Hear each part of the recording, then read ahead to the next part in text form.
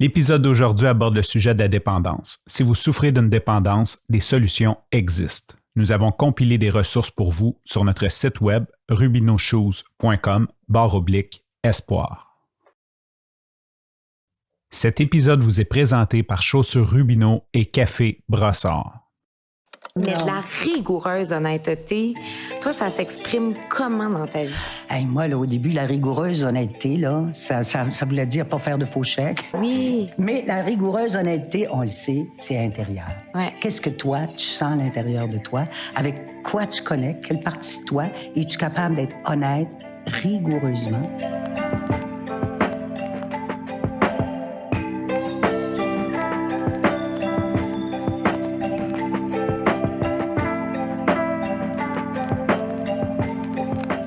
Bonjour tout le monde et bienvenue à un nouvel épisode de Grains d'espoir. Aujourd'hui, on est accompagné de quelqu'un qui n'a pas besoin de présentation.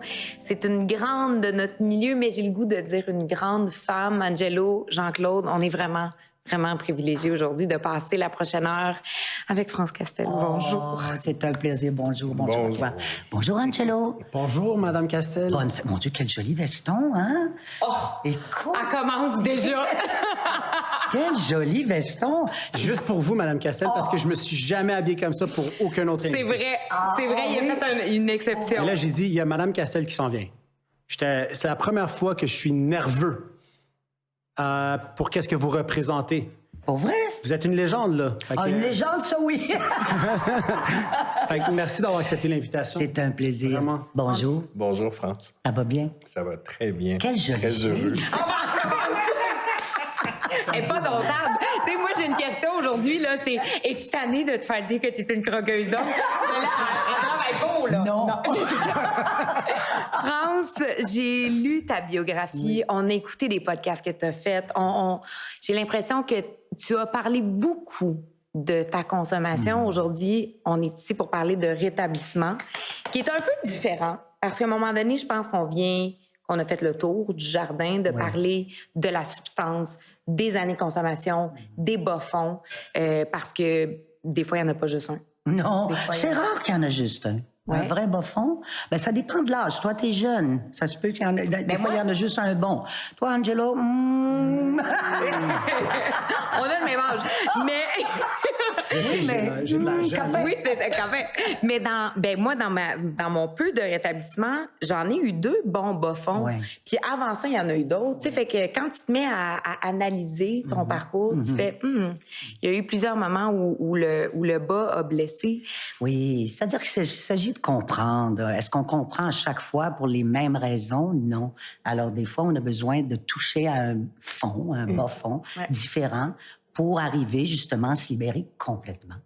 Et puis, je pense que ça dépend du monde. Là. Il y en a qui en ont besoin d'un, d'autres 2, d'autres 3, et d'autres qui, finalement, vont avoir un chemin à faire avec une quantité beaucoup plus nombreuse de bas-fonds, de substances, de comportements. Et puis ça, c'est ça qui est extraordinaire, parce que c'est un mystère, l'humanité. Les humains, on est mystérieux. Il n'y en a pas de chemin tracé pour le rétablissement. Il n'y a pas de recette, parce que s'il y en avait une, mon Dieu, ce serait simple. Ce serait si simple. Ouais. Mais moi, j'ai beaucoup aimé dans ta biographie quand tu dis « Je ne fais pas l'apologie de la substance ». Quand tu commences à en parler, parce qu'il faut que ça soit le fun pour devenir plus le fun. Ouais. Puis ça, je trouvais que c'était très honnête de ta part de dire, tu sais, parce que pendant un bout de temps, là, on aime ça, puis c'est pour ça qu'à un moment donné, ça devient problématique. Mais moi, ma question, c'est à quel moment t'as fait « ça marche plus » ? Eh mon Dieu, à chaque fois que j'ai arrêté, ça faisait ça. Et j'ai arrêté plusieurs fois. Avec mes enfants, j'ai arrêté. J'ai arrêté quand j'ai perdu toute crédibilité dans mon métier. J'ai arrêté quand j'ai eu des plus graves problèmes de santé mentale ou légaux ou des affaires dangereuses. Là. Donc, j'ai arrêté et à chaque fois, je me disais, oui, c'est le temps d'arrêter. Mais est-ce que c'était la bonne fois? Moi, je pense que c'est comme l'amour, oui, à chaque fois. On y pense. Et à chaque fois, c'est la bonne fois. Il faut juste se dire, ben, peut-être qu'il y aura une autre fois. Moi, c'est pour ça que Peut-être. Et on souhaiterait que non. Parce que c'est tellement extraordinaire d'y faire face une fois pour toutes et de passer à autre chose. Une thérapie qui a été faite autour de l'âge de 40 ans?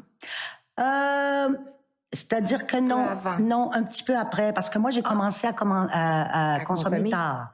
36 ans. 36 ans, ouais.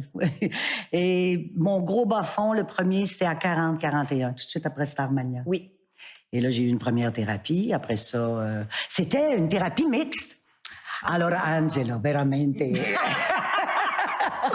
Ça a dû avoir beaucoup de succès. On s'occupait beaucoup des garçons.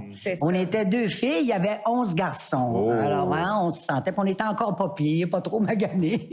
Mais c'est vrai que ça fait une différence de faire une thérapie fermée, parce que moi, j'ai fait une thérapie aux maisons Pellado, puis c'était une maison pour hommes, puis il y a une maison pour femmes, puis je pense que ça fait une grosse différence. J'ai l'impression qu'on peut plus s'ouvrir, il n'y a pas comme un jeu de séduction, il n'y a pas de game. Tu peux être toi-même, puis tu n'es pas là pour essayer de sauver les autres. Oui, absolument. Mais pour moi, ça a un rapport aussi avec comment nous, les filles, je vais parler pour moi, là, quelque part où je me servais de ces affinités-là avec les hommes pour pas me regarder. Regarder cette partie-là, guidoune, de moi, ça me dérangeait pas. Tu comprends-tu? Ouais. Il y a des parties qu'on accepte bien, puis qu'on se dit, garde, je suis le même, puis... Et ça fait comme un paravent au vrai problème. Oui, exactement. Et ça faisait ça. Mais quand, 1 an plus tard, ben ça, là, je vais en parler un peu de substance. J'arrive de chez nous, et puis je fais mon ménage, puis je touche. C'est comme un flashback que t'as. Je suis dans le garde-robe, puis là, je touche, puis je fais, qu'est-ce qu'il y a là? Puis je me mets à trembler. Je dis, qu'est-ce qu'il y a là? Il y avait une espèce de sac avec toutes des beads, puis c'était un sac à tricot. Et la main me tremble, et j'avais une once de drogue dedans. Et j'avais oublié que c'était là, mais mon corps, mon esprit s'en est rappelé, et je me suis mis à trembler. Et là, j'ai appelé, parce qu'on avait dit appel avant. Allô? J'ai trouvé quelque chose. Non, attends-moi, j'arrive. Oh là, puis là, c'est pas le fun ce que je vais dire, là, mais je suis pas tombée sur un bon membre qui quelque part, avait 25 ans de sobriété, dit-il. Aujourd'hui, que Dieu ait son âme, il est mort. Mais il dit, t'as des dettes? J'ai dit, ben oui, j'ai des dettes. Bon, ben il dit, on va la vendre. J'ai dit, bonne idée. Après ça, il dit, ben, on va l'essayer, voir si elle est bonne. Vendre la vente. J'ai dit, ben oui, c'est vrai, on va l'essayer, certain. On va l'essayer, on peut pas vendre n'importe quoi. Et j'ai rechuté de cette façon-là. C'est pour te dire comment on veut se croire, puis comment ça prend juste une petite affaire.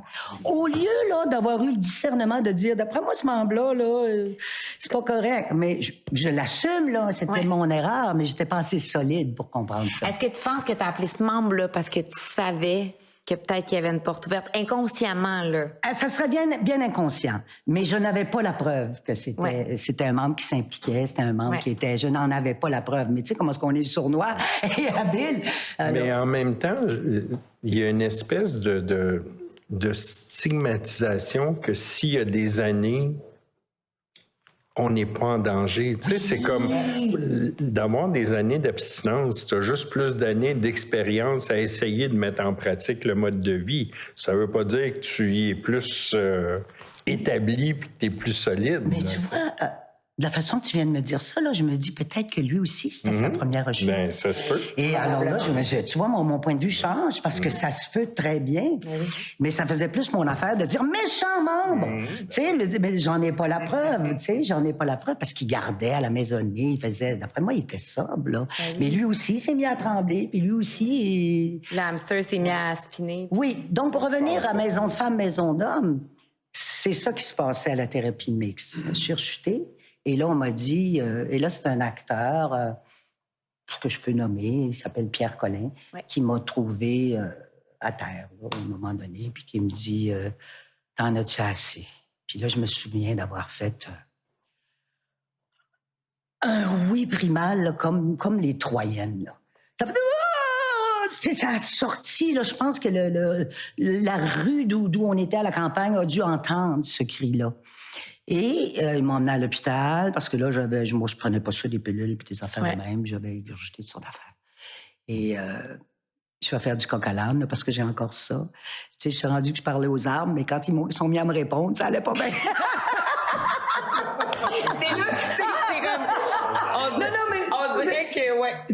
sais, là, As-tu perdu la maîtrise de ta vie? Ah, ben oui, faudrait peut-être se poser cette question-là. Aïe, aïe, aïe. Donc, on est à l'hôpital, puis tout ça, puis finalement, avec du charbon, ils ont enlevé qu'est-ce qu'il y avait à enlever. Et il m'a amené, lui et sa blonde, que j'avais d'ailleurs trahi, tu sais, parce que je couchais avec. Une affaire de fou, là. Ils m'ont amené, puis les deux, puis aujourd'hui, ils m'aiment encore, on les aime. Ils m'ont amené, puis là, je suis allée à la maisonnée pour femmes seulement. Et là, j'ai pas eu le choix de me regarder, moi, avec mes déficiences, mes traits de caractère, puis tout ce qu'on a à travailler. Tu sais, on parle souvent de dépendance en ciblant une substance, quelque chose comme ça. Nous, on parle beaucoup plus des comportements qui sont liés à ça, que même si on ne consomme pas, on est autant dépendant. Puis le côté maison homme et femme, c'est pas une garantie de succès, mais c'est que ça enlève tu sais, j'essaie de trouver le terme français, mais un quick fix. Ouais. Tu sais, à travers les yeux de quelqu'un que t'es séduisant, que t'es beau, ça fait du bien. Quand t'as l'estime de toi 3 étages en dessous du plancher, là, tandis voir que la dans l'œil maison de des l'autre, hommes où je travaillais, où j'ai connu Angelo, ben à ce niveau-là, c'est pas présent. Il faut le faire, le travail. Puis thérapeutiquement, moi, en tant qu'intervenant, je trouvais ça génial d'être avec juste des gars. Ouais. Ça nous a permis d'aller, mais en tout cas, je suis sûr que mes collègues, comme Jean-Pierre qu'on a reçu la dernière fois, ça nous a permis d'aller dans des zones que s'il y avait eu des femmes... Il se crée une fratrie. Ça devient comme... Puis je sais que vous avez parlé de ça, France, quand vous avez dit, à la fin de votre thérapie, vous mettez en cercle, vous chantez une chanson, puis c'était avec la main gauche. Oui, ça, c'était la chanson de la main gauche. Moi, ça m'a rappelé parce que nous aussi, on faisait ça. C'est vrai? On choisit une chanson. Oui. À la fin de Là, la la thérapie. chanson, moi, je pense que j'avais mis Imagine. Imagine all the... Oh. Mais est-ce que vous pouvez nous parler de ce que ça représente, cette chanson-là? La main gauche, pour moi, c'est tout ce qui est caché. Je t'écris de la main gauche, celle qui n'a jamais parlé. Elle hésite. Je voulais simplement dire « je t'aime » parce que ça sonne vrai. C'est apprendre à s'aimer soi avec nos parties cachées et moins nobles. Parce qu'on juge facilement nos parties qu'on juge moins nobles, et moi-même, je viens de le faire, parce qu'on n'aime pas ça être égoïste, on n'aime pas ça avoir de la colère, on n'aime pas ça en vouloir, on n'aime pas ça juger, mais on porte tout ça. Et si on n'est pas capable de vraiment juste faire la paix avec ça, dire oui, je le porte, mais est-ce que je peux m'en servir autrement? Oui. Et si on consomme, on peut pas faire ces distinctions-là. C'est clair. C'est plus difficile, en tout cas. Oh, je pense que ça se peut même pas. On est tout un On ou va le l'autre. trafiquer. C'est vrai. On va le Oui, trafiquer. c'est ça. Tu sais, on va faire semblant qu'on contrôle ça, mais on va le trafiquer, on va le grossir ou on va l'amoindrir. Moi, en tout cas, ça a été... Même sobre, c'est ce que je fais encore. Quand ça touche à des parties... Moi, je vais être bien honnête, là, Marie-Pierre, parce que moi, je trouve que moi, il faut être honnête si on veut. Moi, je suis en rétablissement toujours. Ouais. Et je vais te dire des affaires, probablement, là, que vous allez faire « Hein? Être encore comme ça? » Oui. Oui, tu comprends-tu? Mais je peux te dire que je consomme pas. Oui. Tu sais, je consomme pas ma drogue à moi, là. Je la consomme pas, puis j'en veux plus. Ouais. Puis merci, là. Mais c'est grâce à l'honnêteté, je pense qu'on réussit à avancer puis qu'on réussit à atteindre, je pense, ce bonheur-là. De dire, puis ça revient à une phrase qu'on nous répète beaucoup quand on rentre dans les fraternités, c'est la rigoureuse honnêteté. Oui. Ça, là, c'est quelque chose qui peut paraître très abstrait au début. Parce que tu peux facilement te compter des menteries puis dire « Moi, je suis très honnête. Ben oui. Moi, je suis très, très honnête. oui. Puis tu l'es pas pantoute. Mais de la rigoureuse honnêteté, toi, ça s'exprime comment dans ta vie? Hey, moi, là, au début, la rigoureuse honnêteté, là, ça voulait dire pas faire de faux chèques, pas mentir à personne. Ouais, le côté légal. C'était légal. Oui. Même... C'est drôle, mon cerveau est jamais allé là. Ouais. Mais C'était oui. ça, la rigoureuse honnêteté. Je suis honnête. Moi, je te dis, je vais être là à telle heure, je vais être là. Si je te dis, tu veux-tu vendre ça? Oui, je vais te le vendre, je vais te donner l'argent. C'était ça, la rigoureuse honnêteté. Oui. Mais la rigoureuse honnêteté, on le sait, c'est intérieur. Ouais. Qu'est-ce que toi, tu sens à l'intérieur de toi? Avec quoi tu connectes? Quelle partie de toi? Es-tu capable d'être honnête rigoureusement rigoureusement. Moi, on dit pas tout, hein? On parle beaucoup, là, mais on se dit pas tout. Mais tout ce qui monte en dedans, est-ce qu'on le sait? Qu'est-ce qui monte? Moi, je pense que je le sais. Je pense qu'il le sait. Tu sais, on le sait. On le sait. Et à un moment donné, on va arriver chez nous, on va penser un petit peu, puis on va travailler sur d'autres petites affaires. Ouais. Mais c'est ça, la rigoureuse honnêteté. Et c'est de la seule façon... Che succede con tuoi occhi, veramente, tu stai guardando. Lui, il parle, il est en train de vivre quelque chose, là.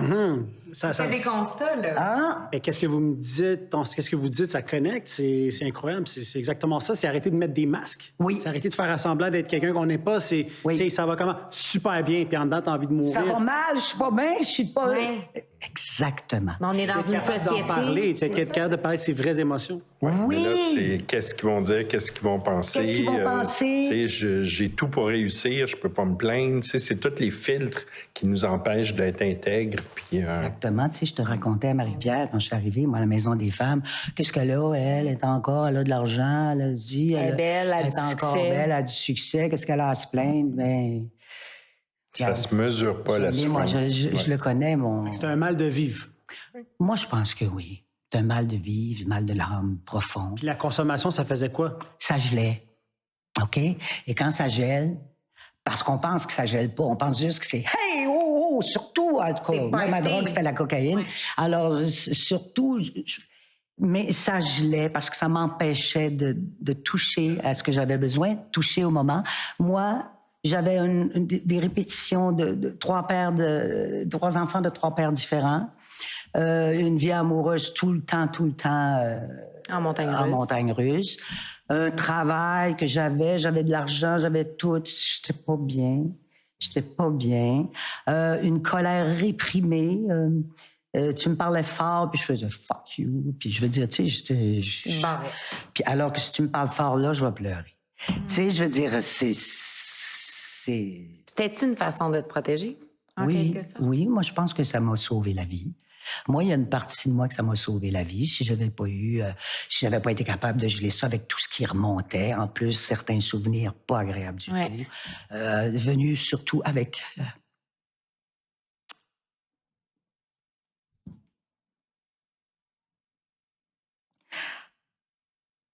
avec la naissance de ma fille, La première. mon troisième enfant. Mhm. Mais ma première fille, quand elle a eu 7-8 ans, ça remontait bien des affaires que je voulais pas voir. Et ça, ben, j'ai été obligée de m'en occuper. Donc, qu'est-ce qu'on disait? Ben, en fait, c'est ça, c'est que la consommation, c'est un moyen de survivre. Oui! Je pense que c'est... Donc, ça avait poussé ça. Puis à un moment donné, ça se pouvait plus, ça revenait, ça marchait plus, ça poussait plus rien.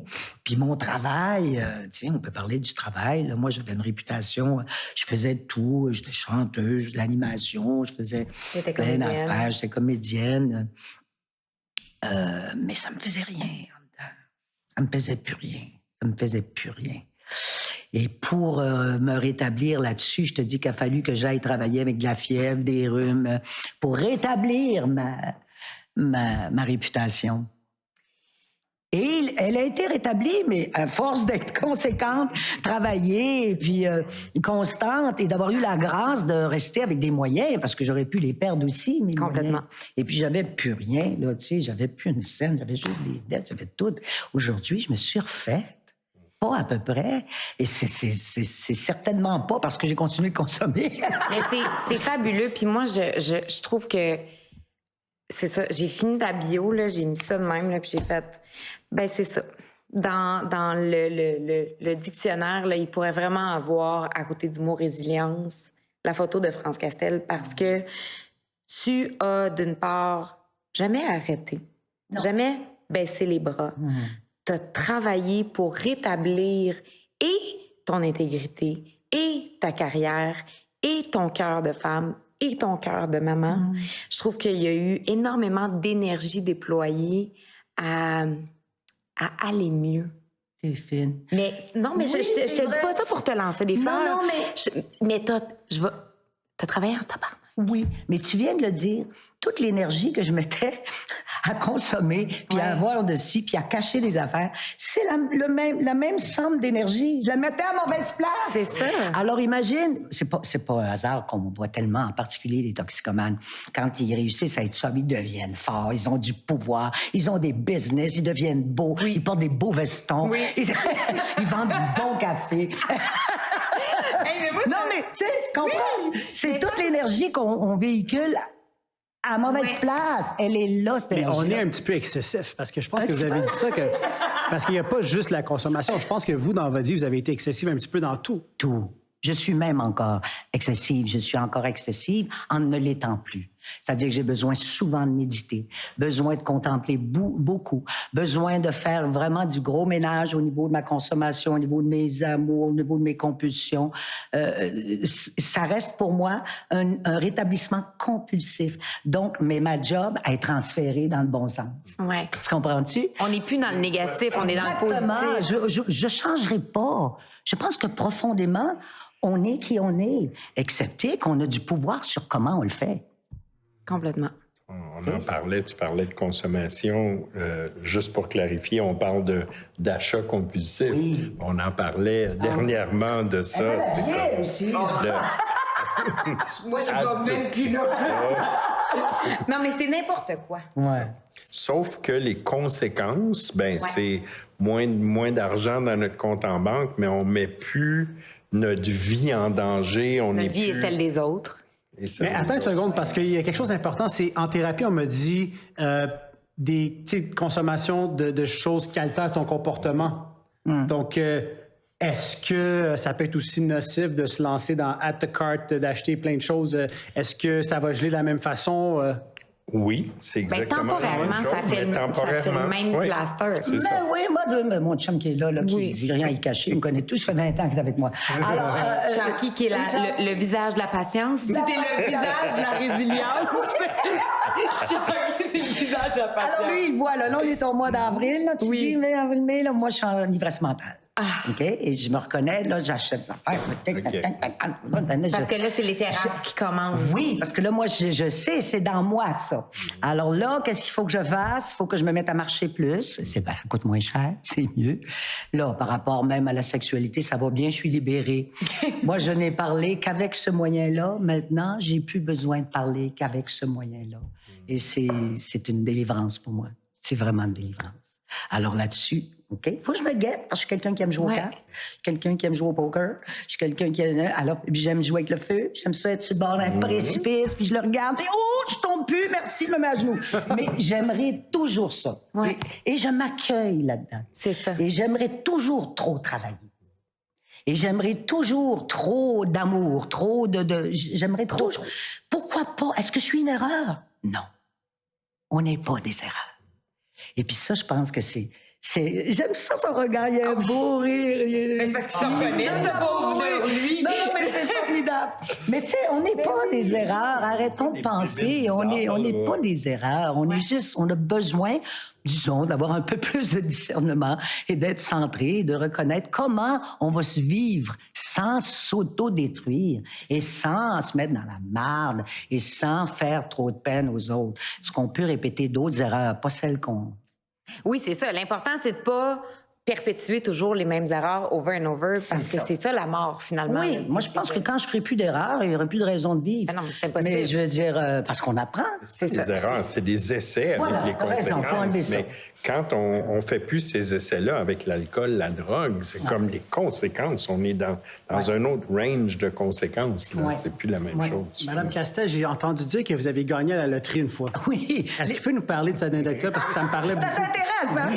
Alors, Angelo, là, c'est un homme d'affaires puis il aime l'argent. mais bravo. Non, mais j'aime pas l'argent. Moi, j'aime pas l'argent, mais j'aime pas y penser, mais pour ça m'en prend. Non, mais c'est vrai. Encore une fois, c'est quelque chose d'honnête. Parce qu'au Québec, parler d'argent, il faut surtout pas. J'aime pas ça parler d'argent. Alors, pour ça m'en prend. Ouais. Parce qu'il n'y a pas personne qui... On parle d'argent parce que ça n'en prend. En tout cas, qu'est-ce que tu allais dire? Le million. On pensait que j'avais gagné le million. Je n'ai jamais gagné le million. J'ai gagné 250 000 $ dans le temps à l'Interloto. En quelle année? Je sais pas, Dans écoute. les années 80. 30. Dans le temps où ça valait beaucoup. Dans le temps, ça valait peut-être pas mal. Puis là, vous étiez en consommation active durant ce temps-là? Non, pas vraiment. Fait qu'est-ce qui s'est passé avec ça? Ça te regarde pas! C'est ça, là, pas Agnello Rumido. Non, mais enough. ça a été vite, Je voulais faire un disque, j'avais appelé... oui, c'était au début de la consommation, puis j'ai fait des cadeaux anonymes, peux-tu croire?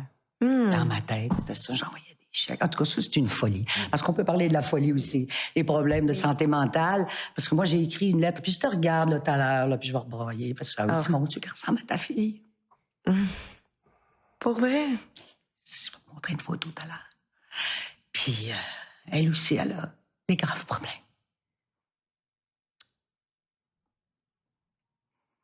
Elle vit pas ici. Mais tu sais, chacun son chemin. Eh oui. Ce qui est beau, c'est qu'il y a toujours de l'espoir. Moi, je regarde mes parents. C'est que mon père a eu ses problèmes à lui quand il était plus jeune. Puis de voir sa fille s'autodétruire, Surtout c'est elle, pire là-bas. pour un parent, là. Ouais, c'est très dur. Mais de les voir se rétablir aussi. Oui, c'est ça. Moi, c'est ce qu'on souhaite, hein, mais chacun a son chemin. Ouais. Moi, j'ai 3 enfants. Il y en a 2 qui ont moins de problèmes. Il y en a une qui a plus de problèmes. Et regarde, on dit qu'on est dans la famille qu'on devrait. Au Ouais. niveau karmique, on a besoin de travailler telle affaire. Donc, Un jour, un jour, tu connaîtras ça quand tu seras enceinte un jour. C'est ce que je te souhaite. Mais je le souhaite aussi. C'est difficile de parler, j'ai l'impression, de rétablissement sans parler de spiritualité. Ah oui. Puis, t'as dit tantôt, je médite. Moi, ça a été un grand changement dans ma vie de rentrer ça, cette force-là. Aujourd'hui, ça prend quelle place dans ta vie? Toute la place. Ah oui? Oui, toute la place. Moi, je suis quelqu'un de profondément reconnaissant et qui aime toutes les belles histoires, dont celle de Jésus, de Bouddha, Est-ce que tu as été bouddhiste? Oui, moi, j'ai pris tout ce que j'avais besoin des différentes formes de spiritualité.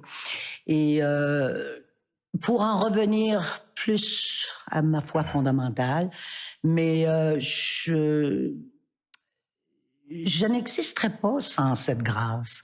Et moi, je crois aux forces supérieures. Oui.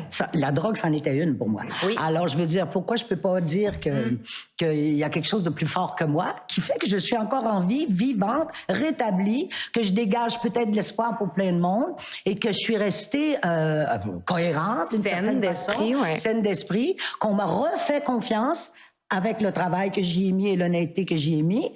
Et alors, qu'est-ce que c'est, ça, si c'est pas la grâce?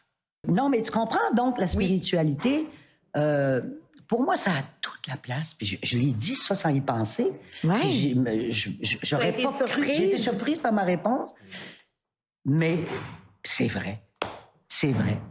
Parce que sans ça, t'as l'impression que tout le reste déraille? Parce que sans ça, je suis juste un être humain. Et un être humain avec beaucoup plus de déficiences que de force. Et la spiritualité, pour moi, c'est l'appui et l'assurance qu'on me dit que je suis pas une erreur, qu'on me dit que j'ai quelque chose à faire, que j'appartiens, qu'on est tous interreliés, que j'ai quelque chose à véhiculer, j'ai reçu, je redonne. Et pour moi, par rapport à mes enfants, ça me dit laisse-les faire leur chemin. Et je pourrais pas faire ça juste moi, Marie-Pierre. Je fais ça parce que j'ai de l'aide. De l'aide. Sinon, mais tu sais, j'irai pas là te faire l'apologie d'un Dieu quelconque. D'un Dieu quelconque ou d'une non. Mais je suis un être profondément spirituel. Je suis contente de voir ça. J'aime beaucoup quand on t'a posé la question, tu disais, tu t'as décrit tout de suite des valeurs. Ouais. Ouais. Et ça, on en a parlé dans le podcast sur la spiritualité, où ce qu'on allait beaucoup vers ça. Tu sais, souvent, les gens, tu sais, pensent religion, pensent... Oui. Puis dans le fond, c'est juste essayer d'être le meilleur être humain possible avec ce que la vie nous amène aujourd'hui. comment on va négocier avec ça. Puis même si l'espèce d'instinct de survie nous amène peut-être de la colère face à une situation, bien peut-être de mettre juste un petit peu d'accueil puis d'ouverture d'esprit pour comprendre pourquoi cette personne-là... Tu sais, c'est ça qui fait toute la différence. Oui, c'est très juste. Puis, tu sais, je me dis, tu sais, moi, là, j'ai 77 ans. Je vais avoir 78. Qu'est-ce qui me reste Mon Dieu Seigneur. Non, mais c'est quand même... Belle de même. Non, mais c'est quand même une grâce, là, tu sais. Oui. Un petit 30 livres de plus, ça aide. En vieillissant. mais je me dis, qu'est-ce qui me reste à faire? C'est devenir un meilleur être humain. Est-ce que c'est juste pour moi? Est-ce que c'est juste pour les autres? C'est pour tout ça. C'est pour vraiment saluer cette vie qui est aussi mystérieuse que merveilleuse et puis que chacun a son chemin, puis son rôle. Mais à votre âge, puis vous êtes encore jeune et merveilleuse, disons, moi, là, de ma consommation, j'ai quelques regrets qui sont comme restés. Oui. Est-ce que vous en avez aujourd'hui ou vous avez été capable de vous pardonner? La plupart des... je me suis pardonnée pour à peu près tout ce que j'ai eu à me pardonner. J'ai vraiment fait mon ménage, j'y ai mis du... Je l'ai fait, là, sérieusement et honnêtement. Des regrets... J'ai des peines. J'ai des choses que j'aurais aimé beaucoup mieux comprendre avant. J'ai des situations où j'aurais aimé ne pas être là-dedans, ne pas propager. Est-ce que c'est des regrets? Ça, c'est une bonne question. Hein? Je suis plus sûre. Des fois, ça prenait ça pour recevoir l'enseignement. Oui, à un moment donné, c'est plus des regrets, c'est de la peine. Et puis, c'est comme le souhait de plus aller là, puis de plus souhaiter que personne aille là. Tu sais, mais je suis pas sûre que ça s'appelle des regrets. J'ai encore de la culpabilité et je pense qu'elle m'est encore nécessaire. Alors, tant qu'elle va m'être nécessaire, je vais l'embrasser, je vais la bercer, et je vais attendre que ça s'épuise. J'ai l'impression que c'est quelque chose qui revient souvent, de t'accueillir. C'est un mot que tu dis depuis le début de notre conversation, là. Oui. J'ai l'impression que la bienveillance envers toi-même, c'est quelque chose que tu cultives et donc que tu n'as pas fait à une certaine époque de ta vie. Exactement. Je pense que pour reprendre des termes, je me suis bercé moi-même parce que les autres n'étaient plus des solutions pour moi et j'ai fait ce deuil-là. Que ce soit la mère que j'aurais voulu, le père que j'aurais voulu, le chum, l'amant, ça n'a pas été ça pour moi. Je trouve ça... Alors, à partir d'un moment donné, ben là, tu t'accueilles, puis tu te berces, puis tu te maternes comme tu veux, puis tu dis, garde, toi, t'es capable maintenant. T'es capable de t'accorder ça avec avec que tu te connectes avec quoi. Puis c'est sûr que le ciel va t'envoyer les êtres que tu as besoin t'as besoin pour t'aider à rester là. T'sais, parce que sinon, on reste pas là. Si on a besoin des autres, là. On a besoin. Rester là, c'est pour ça qu'on avait besoin de consommer, mais cette espèce de solution-là qui a marché pendant tant d'années ne marche plus. Marche plus. Fait quoi? Hein? Ben voilà, il faut y donner un autre job. C'est une autre vocation. Oui, c'est ça. Quand on a fait le premier épisode de Grains d'espoir, où là, j'ai parlé de ma consommation pour la première fois, je t'ai cité.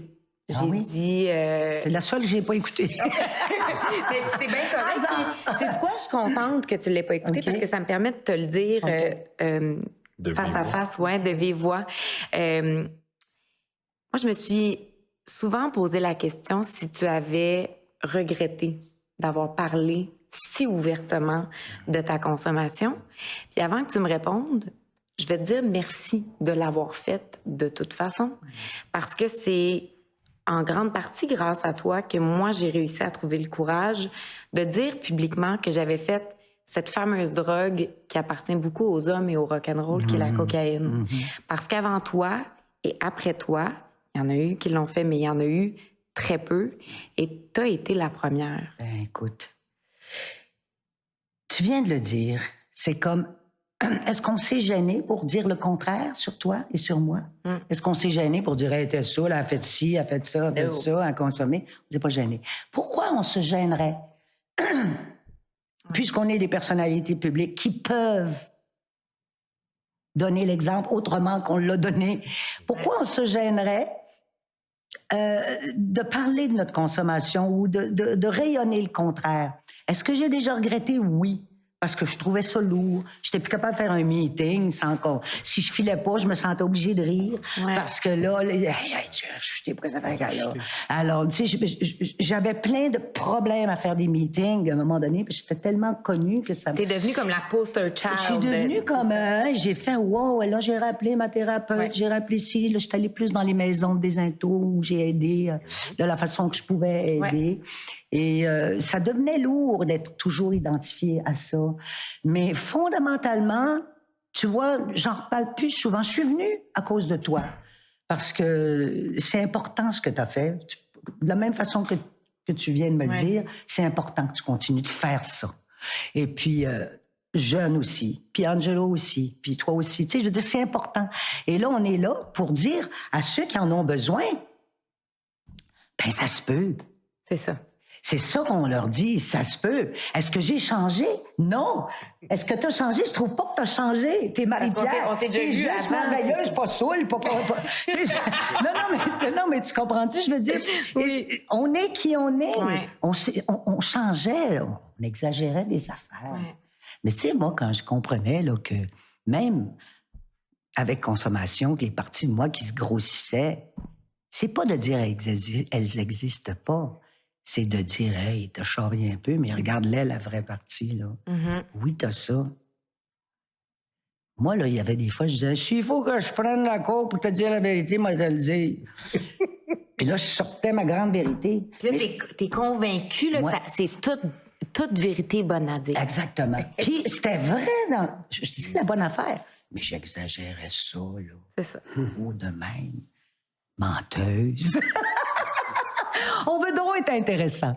Et je veux dire, c'est correct. Ça fait partie de l'être humain. On a besoin d'être intéressant. On a besoin d'être reconnu. Besoin d'être quelqu'un pour quelqu'un. On n'est pas obligé de faire de la TV ou de faire du show business pour ressentir ça. L'espèce de validation externe que je pense qui est commun aux dépendants. C'est peut-être pire quand tu es dans l'œil de la caméra.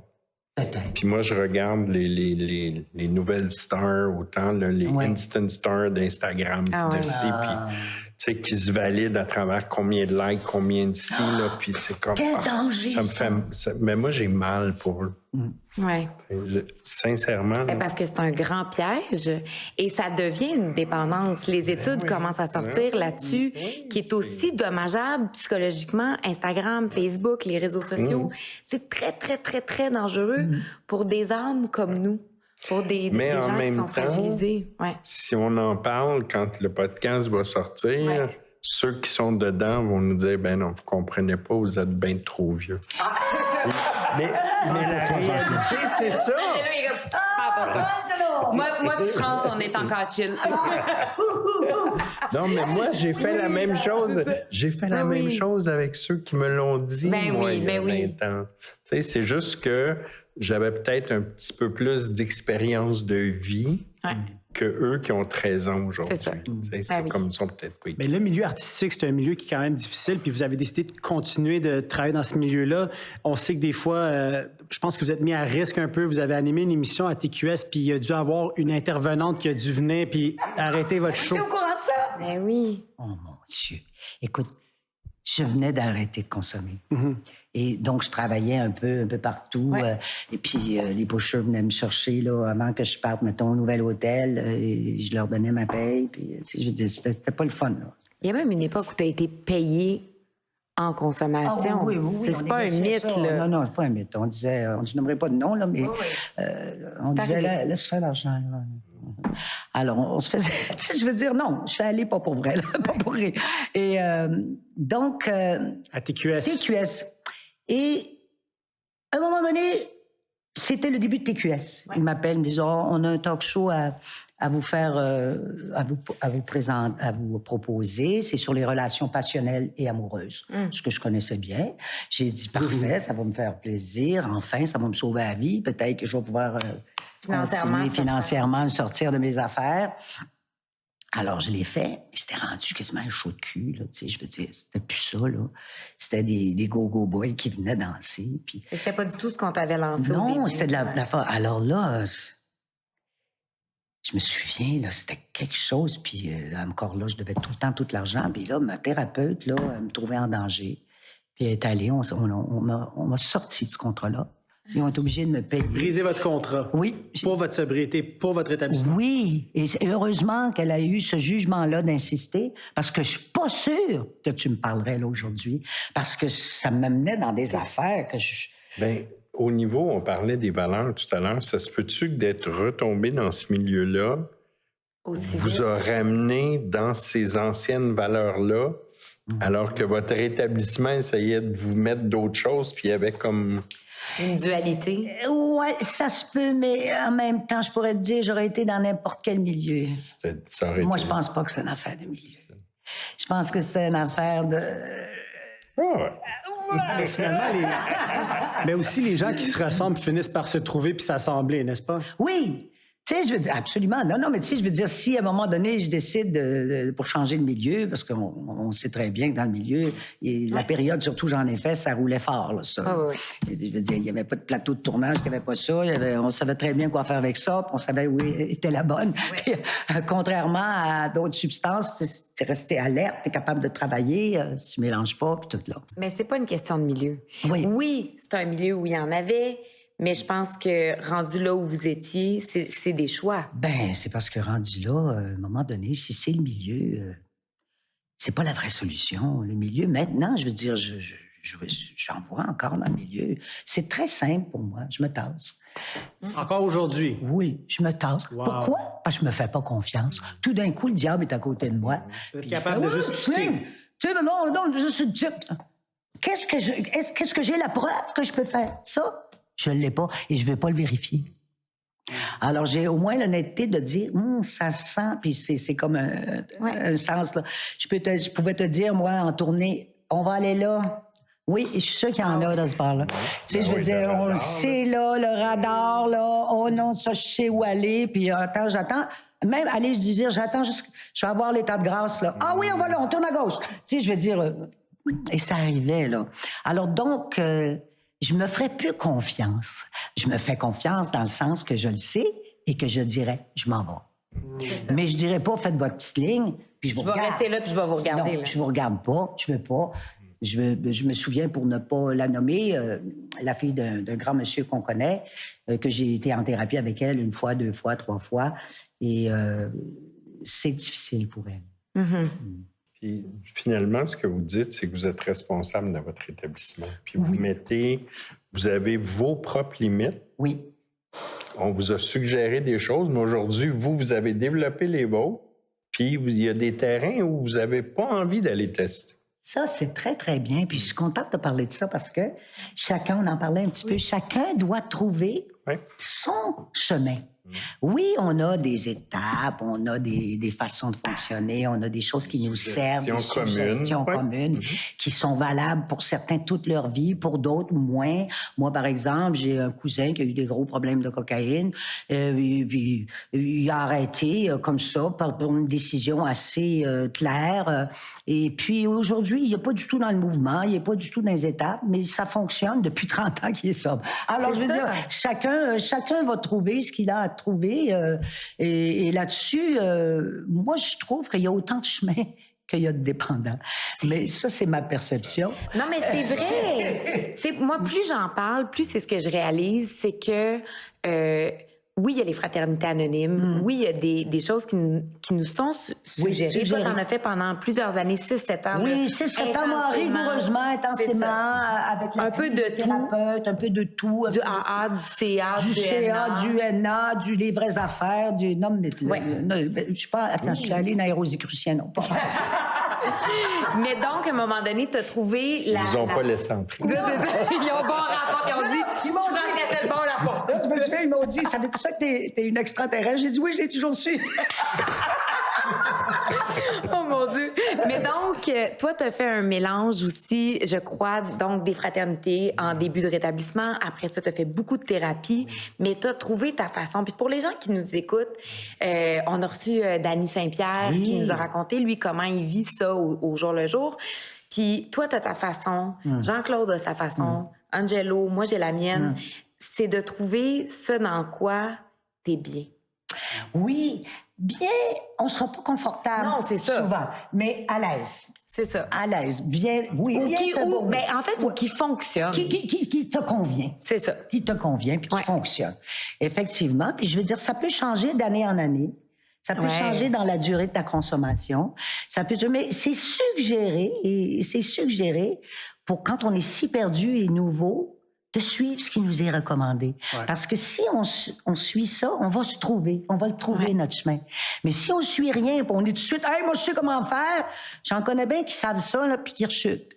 Ouais. Alors, je pense qu'il faut faire attention. Ça prend de l'humilité. Puis on n'a pas toujours. Des fois, ça marche pas toujours au début, là, surtout. Oui, ça marche pas toujours à notre façon. On se convainc. Ça marche pas tout le temps. Au fait, ça marche. C'est facile aussi, Mme Castel, de se convaincre que, entre guillemets, on est guéri. Oui. Parce que moi, là, j'ai fait 2 thérapies aussi. OK. Après ma première thérapie, 80 jours d'abstinence, je n'avais plus de problème. Mais non. Puis, quand j'ai recommencé avec un verre, ça m'a ramené à la substance. Un verre. Un verre, hein? Fait que là, je sais que je peux pas. Tu peux mais pas. je l'ai accepté. Okay. C'est ça la différence, c'est que j'ai juste accepté que pour moi. Puis s'il y a des gens qui sont capables de prendre un verre, tant mieux. Je suis tellement heureux pour eux. Je l'encourage. Les gens, ça me dérange pas que quelqu'un prenne un verre, mais moi, je sais que c'est comme réglé. Je l'ai essayé. Honnêteté rigoureuse. Tu sais, c'est comme moi, j'avais essayé. Je vais te donner un exemple. À un moment donné, j'étais en tournée il y a très, très longtemps en Europe, puis j'avais déjà ma sobriété. Puis tout à coup, il y a un technicien qui m'a dit « Ah, j'ai une petite ligne en français. » J'ai dit « Ah bon, donc, je suis même pas au ville. » Alors, je l'ai faite, mais je me suis mis... Et puis là, j'ai dit « Une d'autre. » Il dit « Non, c'est... » C'est juste ça. J'ai dit quoi? C'est quoi ça? Et j'ai pensé à ça tous mes 7 jours en Europe. Alors, tu comprends-tu que je sais que je ne peux pas en faire une petite ligne? Non. C'est pas une petite ligne que je veux, c'est au moins 2 grammes. Alors, je veux dire non. Alors, tu sais, bon, la même chose pour l'alcool, la même chose pour la cigarette, la même chose pour la bouffe, la même chose pour les achats, la même chose pour le sexe. Mais c'est tout ça! Non, mais je veux dire, soyons honnêtes, reconnaissons où est-ce qu'on en est. La difficulté est équilibrée dans tout ce qui vient toucher une espèce de zone de satisfaction, de plaisir. Puis, je vais revenir un petit peu sur ce que tu disais, le bonheur. C'est que des fois, c'est pas forcément le bonheur, mais c'est que ça empêche de sentir le mal-être puis le malaise. Moi, n'importe quoi qui fait ça, là, je suis en danger de dépendance avec. Oui, ne serait-ce qu'un gros bol de crème en glace. Ah non, mais c'est ça. Ça peut être bien bénin, puis ça fait le même effet. Mais c'est la job. Si ça fait la job, ouf, ça fait warning. Tu sais, les lumières rouges allument, là, puis je réalise que je transfère dans le café Castel. Posso avere un altro? Si, certo. Comment ça s'appelle, ce café-là? Ça, c'est du café italien. On a un roast qui est spécialement fait pour vous aujourd'hui. Bon, mais je le veux. Mais comment il s'appelle? Le café Grain d'Espoir. Le café Grain d'Espoir, mais je vais vous donner un sac après. Vous allez pouvoir partir avec. Vous allez pouvoir l'amener à la maison. C'est un sac qui est tout à fait légal. C'est pas comme celui que je vais trouver dans le garde-robe. Je vais demander à mon collègue de vous faire un autre. Grazie. En début d'épisode, j'ai dit que tu n'avais plus besoin de présentation. Oui. Mais on a longtemps associé le nom de France Castel à roqueuse d'homme, à une femme qui a eu des problèmes de dépendance. Est-ce que ça laisse des cicatrices? Est-ce que c'est difficile de ne pas devenir amère? Ou est-ce qu'aujourd'hui, justement, parce que ton étoile brille très fort, on réussit à devenir en paix avec ça? On réussit à devenir en paix avec ça, puis je vais dire, on en prend la responsabilité. Parce que moi-même, j'ai continué, même aujourd'hui, à nourrir ce personnage-là et cette perception-là, excepté que je l'ai faite avec mon propre clin d'œil.